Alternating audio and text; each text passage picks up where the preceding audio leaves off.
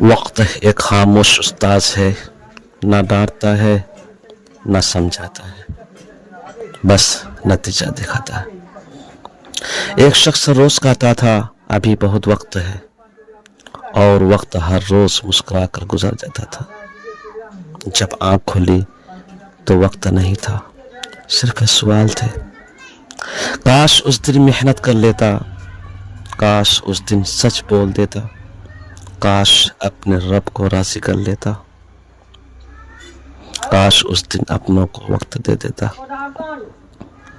ایک کسان نے وقت پر بیج بویا، لوگ ہنستے رہے۔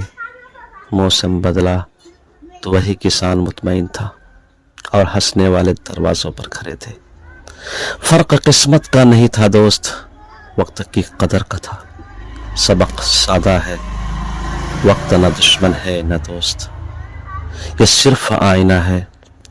جو آج کو سنوار لیتا ہے وہ کل پہ سرخ رو ہوتا ہے، اور جو آج کو ٹال دیتا ہے وہ کل پچھتاوے جمع کرتا ہے۔